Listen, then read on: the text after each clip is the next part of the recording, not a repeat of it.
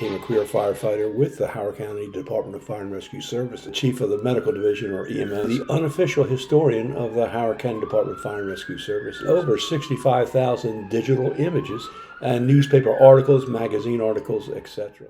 Episode 25-10, 100 years ago, 1925. The Ellicott City Volunteer Fire Department, Ellicott City, and the 1925 Ellicott City Volunteer Fire Department Carnival, the week of August 10th, 11th, 12th, 13th, 14th, and 15th, 1925, by George. That's George Massey. The Carnival program, full of exciting things as you can see, band concerts, baby show, parades, championship baseball game between Elk Ridge and Skaggsville were some of the highlights of the week. Music furnished by the Oella Band, Savage Band, McDonough's School Band, and the Oriole Frolickers.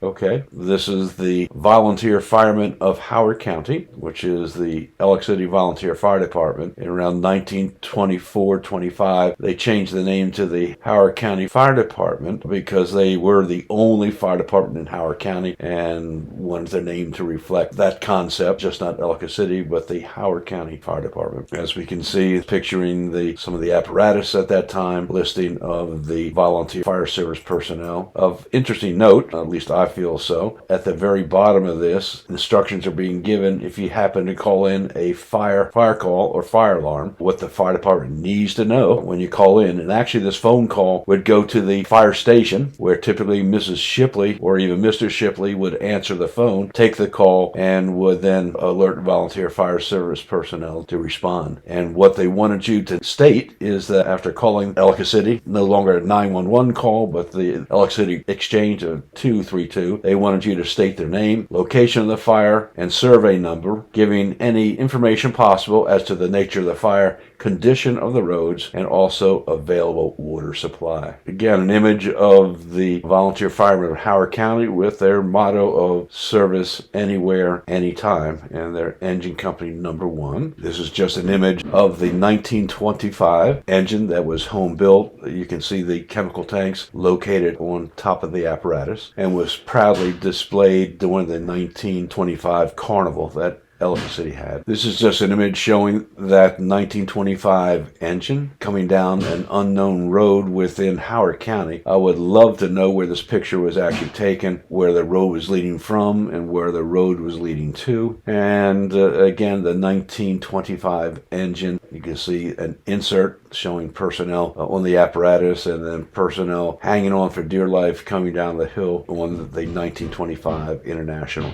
apparatus. Just an image showing again the apparatus coming down a dirt road and then all the calls that they ran the previous year. I think it was like 30 some. So it was a big year for apparatus and fires. This is the record of alarms answered during the previous year. It was about 30 or so. The highlight of the year, in other words, the biggest fire that they responded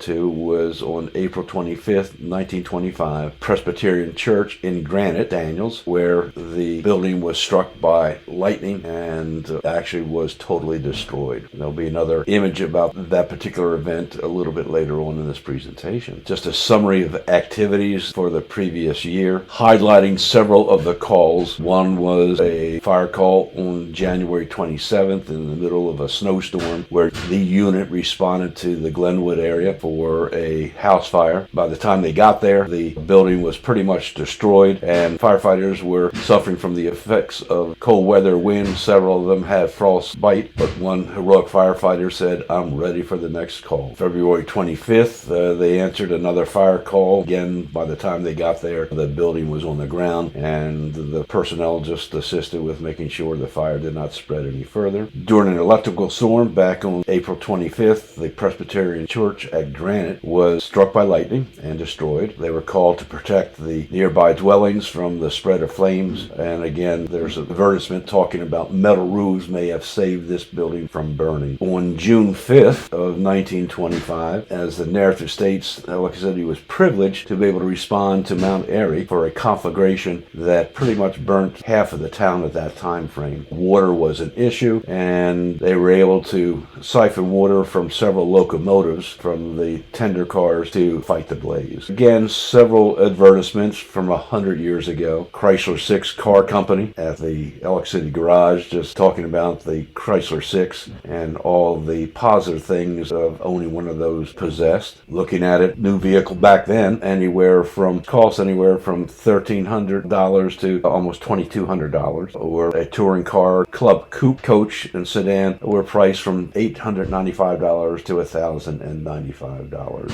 Such a deal. Just another advertisement for a Ford dealer in nearby Catonsville. Again, this is the advertisement about metal roofing. They claim that this particular structure, Presbyterian Church, could have been saved from the effects of the lightning strike on the church. And as the advertisement here says, that despite the efforts of the Ellicott City Fire Department, the church, one of the oldest in the country, soon burned to the ground. And it's understood that the structure will be rebuilt, possibly with some of the same walls. As you can see, that building was destroyed, and again, this building was in Granite, Maryland, not Daniels, as I had said earlier. Another advertisement that's over 100 years old, just talking about Kaplan's department store, an invitation to friends and patrons to please come and visit. Also take advantage of the August clearance sale. Talbot's hardware store, as it states there, everything for the farmer, everything for the builder, and with coal, paints, oils, etc. And as you can see, that they will deliver anywhere at a small additional cost. Funeral home of Scott and Mary Starr, located on Main Street, just down the street from the second fire station. They also provided limousine and taxi services through Ellicott City and Howard County. Again, just another advertisement. Healy's, as you can see, was a tavern and restaurant. The name itself just rings a bell to me. Maybe anyone listening to this might be able to fill in further about Healy's. To the best of my knowledge, this was located on Frederick Road near River Road. Refreshments of all kinds and parking space and a comfort station for motorists. So I guess sort of a rest stop for people leaving Baltimore and heading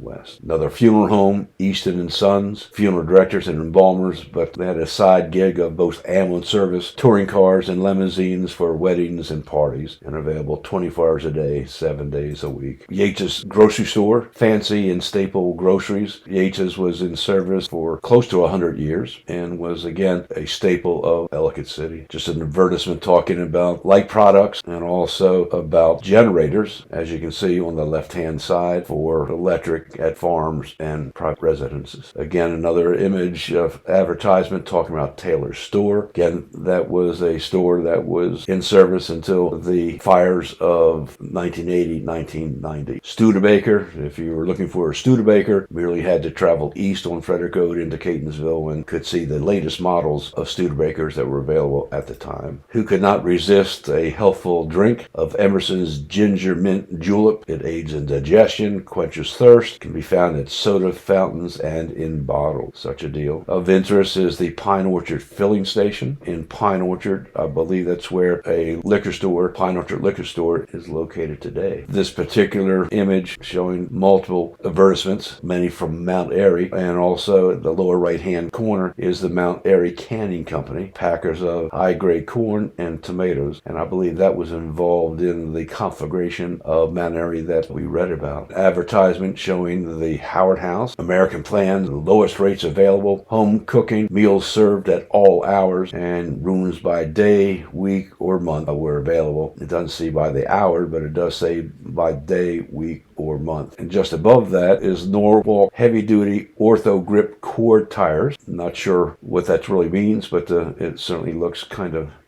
interesting. This particular page of advertisements, what caught my eye was on the lower right-hand side, the Piedmont Mount Airy Guano Company. Guano being another term for manure, etc. I never know that there was such a thing as a guano company, and of all places it was in Mount Airy. Water systems for farms and suburban homes. They have a shallow well system pump, and they have a deep well system pump. And ending that Mama said, Patapsco, and she always knows what is best. The C.A. Gambrill Manufacturing Company Incorporated, that many of us knew as the Donut Mill. Please use your remaining heartbeats wisely and not waste a single precious one.